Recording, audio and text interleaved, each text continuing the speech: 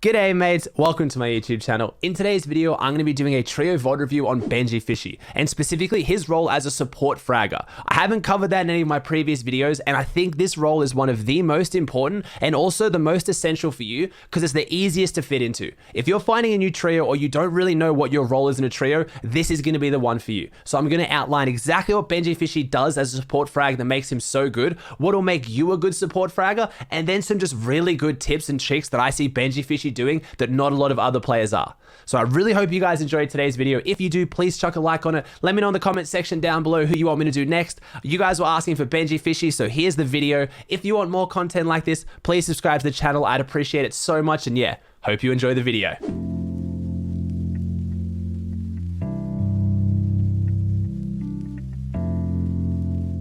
While this isn't too insane of an endgame, I just wanted to use it as a really good example of how you position yourself as the support fragger and give you kind of an intro and background on what the support fragger is. So the main reason why I'm making this video is a lot of you guys asked me after my first trio guide video, what happens if the IGL is the tapper? So again, just the three roles in a team. You have the IGL, which is the in-game leader, the person who makes the decisions. You then have the tapper, the person that's building them in and getting you into zone. And then you have the fragger. But a lot of you guys pointed out, what happens if the IGL is the tapper and then there's the fragger? That's only two people. What does the third do? So this is a great example. In this team, Mr. Savage is the IGL and the tapper. Then you have Benjyfishy, which is the support fragger. And then you have Leshy, which is the back of tarp fragger.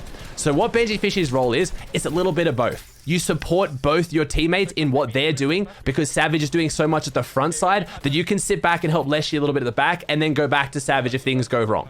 So this is round 2 of the Amar Cup. They actually ended up winning this tournament. I don't need to tell you why this team's so good. You know that they're insane. So they short pad here because they got a whole bunch of pads. And it's after this, I want to show you kind of what your positioning should be like as a support fragger, as Benjyfishy does it perfectly here. So they are pad forward because Benjyfishy has the pad. Savage does his job. He picks the layer they're on. He starts tarping forward. Benjyfishy comes back to make sure that Leshy gets inside the tarp and helps him. And now Leshy is going forward to give his mats to Savage. So Benjy sits back. He takes over Leshy's role at the back of tarp. Leshy's now given his mats to Savage. So Benjy starts to move forward a little bit, still frags a bit, and then goes and helps Mr. Savage as well. Make sure that he's okay. He sits in between. So right now, if Leshy found someone inside a cone, he would be like, on me, on me, on me. Benjy goes back and helps him. If Savage goes, oh my god, they dropped me down, I need help, on me, on me, on me. Benjy goes back and helps him. You play that in-between role. You have that flexibility to do both. That's why this works so well.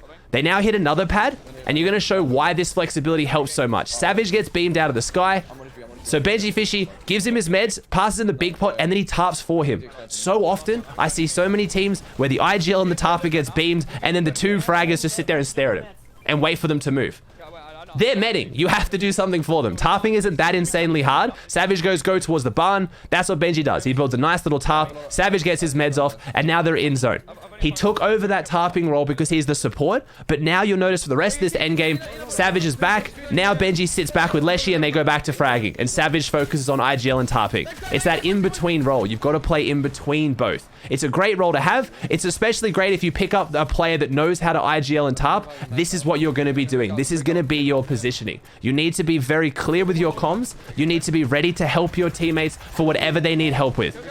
You're a support fragger. Just want to show another good example of that positioning and what Benjyfishy brings to this team.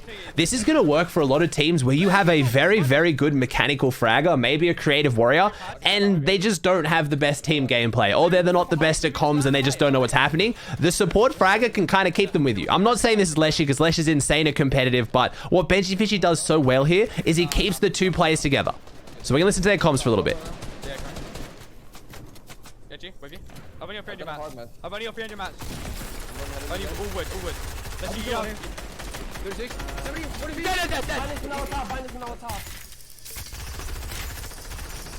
Leshy, down mats. Leshy, down hard mats. Leshy. So again, Benjyfishy's kind of taking over that role of getting Leshy, hard mats.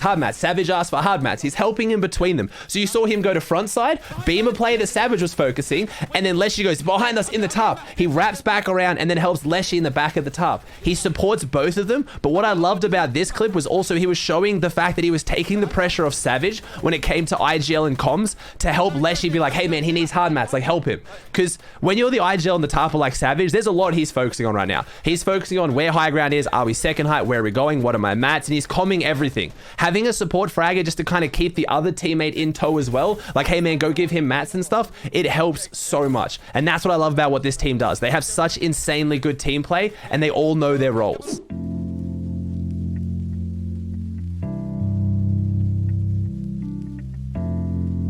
The support fragger role isn't one that I have to cover heaps. You get the idea. So now I want to move into just talking about some of the other things that Benjyfishy does that's so insane for his trio and things that you should be looking for in your games now too.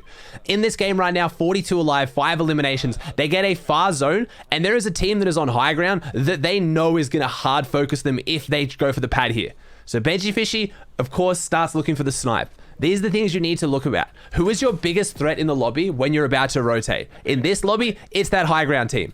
So Benjyfishy starts looking for a snipe. He doesn't want to stand up and hard scope because it leaves him vulnerable to anyone else sniping him, but it also shows that enemy team that he has the sniper. So he starts looking for it. He notices this team is completely clueless. They're not looking at him at all. No one else is. He waits for them to line up for the AR beam, wants to make sure he does not miss this shot. Lines up for it, hits the body shot, not the headshot, but knocks him, and now they get a free launch pad. You need to start looking before your rotates, condition your rotate. I talk about this a lot on stream. Condition your rotate. Whether you throw nades at the team that's in front of you, whether you start spraying them to get them third-partied and focused by everyone else, just you need to condition the person that's going to hold you on the rotate. Don't just launch into the sky and then complain when you get beamed out of the air. Do what you can to stop it happening, and now they get this really nice second height beneath this other team. It was a really, really clean play, and it shows something that you guys need to focus on.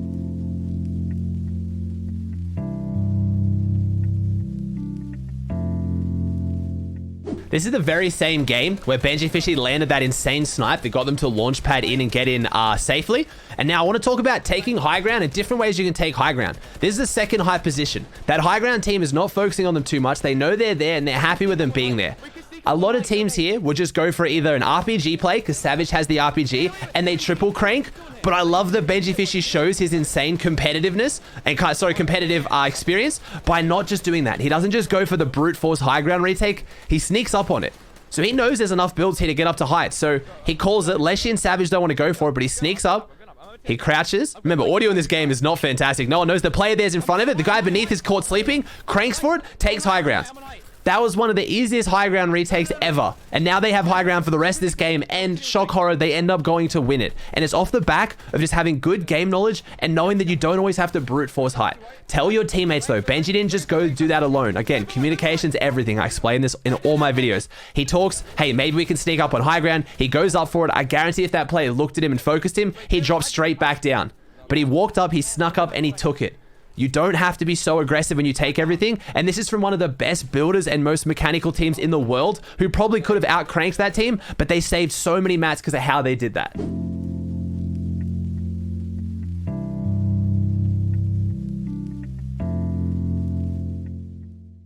Let's talk about how to find a refresh when you're shambles. So right now they've got good health, they've got decent shield, but these mats are not going to get them to endgame. This is where I see a lot of teams too scared to take fights. And you got to ask yourself, do you have the loot to win the game? No? Then you need an impact frag. It's the same in trios as it is for solos. So this is a perfect example of when to go full aggressive to get your refresh. So Benjy has the grapple. He's looking for that high ground position to see if he can try and find some beams. Goes up for it. Secures it so then Savage and Leshy can come up. Hits a player 30, that's a key. That sounds like a dumb comm, but at the same time, this team needs something right now. They've got a far zone. There's 17 seconds till zone starts coming in. They don't have the mats or loot to even make this rotate, let alone to be able to win the game. So he's sneaking up behind this team, trying to go for a beam. And now's when you see them go for a full trio engage. And this is how you get a full trio engage. Benjy's just applying pressure from the back. They're standing here from the front. And this is where Benjy has the genius play. Let's go from beneath. So he's trying to knock him out from beneath, realizing that the team's holding the builds. They can't triple spray them out. And this is where Savage comes in with the big brain plays as well.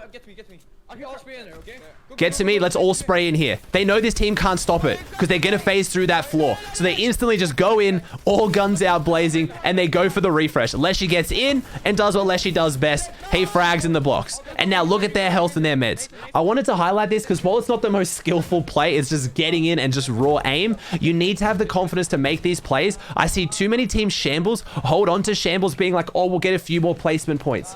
No, sometimes if you don't have the loot to finish a game, it's not going to be a miracle. You're not going to pull every zone. You're not going to get 10 refresh pads. You need to have the confidence to go for a refresh and doing it as smart as possible. Don't just have one player jump on top of a cone and start trying to spray in. Find an angle where you can triple spray and you can all engage. Again, I don't recommend this unless you're shambles. If you start doing this every game when you don't need to, it's going to be worse for you, but have the confidence to do it when you need to.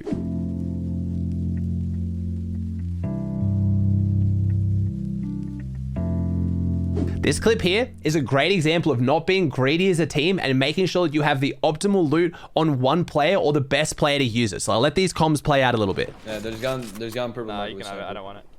You sure? 100%. Yeah, because I've got an org, so I can't really carry it. And if I'm in a box with someone. Can drop you my scar? No, mate, it's alright. You can have it. I'll have it drum though. I'm gonna use it anyways, man. That's my point. Let you. I mean, if you don't want to use it, I'm fine. I'll take it, but. I'm gonna use drum mainly. Like, okay, give me scar and shotgun, then you can take my loadout. Because I'm gonna use drum anyways. They're gonna triple sync us, I think. So I haven't talked too much about this, and I will be making a video in future, but it gives me a chance to talk about it. So what just happened there? They talked about who could best use the weapons possible. So Leshy, insanely aggressive, good controller player. He's gonna main the drum gun. So what he wants to do is he wants to make sure that then Benjy has the best shotgun available. But if he gave Benjy the legendary shotgun, the charged shotgun, he would have been carrying burst rifle and charged shotgun. Benjyfishy doesn't want that combo because if he misses the charged shotgun shot or he needs to finish someone off, a burst rifle isn't the best because he has no spray weapon now. He can't break walls and he needs something to spray with. So they discuss what loot's going to work best for Benjy, and then Benjy ends up with the scar, so he has a spray weapon and the legendary shotgun.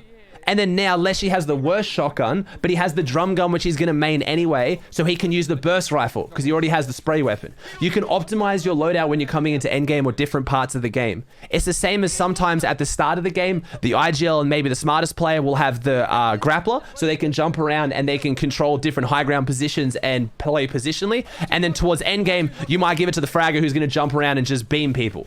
It's changing up your loadout throughout the game or after eliminations and not being selfish. Make sure that you don't just hog the mythic items if you're not the best one to have it.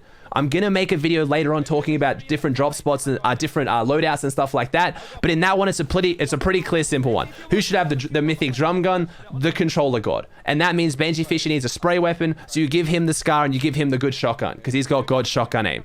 That one was simple, but you need to figure it out with your team and don't be selfish. All right, guys, that does it for another YouTube video. Thank you so much for all the support you're all showing on the YouTube channel. It has been ridiculous. Thank you. If you got this far and you haven't already chucked a like on the video, please do. If you haven't already, subscribed to the channel to get more of this kind of content in the future. I'm pumping out so much of it with how motivated I am with your guys' support. And what do you want me to do next? Let me know in the comment section down below. Who do you want me to cover? What do you want me to cover? Just let me know. I read them all the time, and that's what got you today's video because you guys asked for it. So thank you so much. I hope you have a great morning, day, night, wherever you are, and yeah, I'll see you in the next one.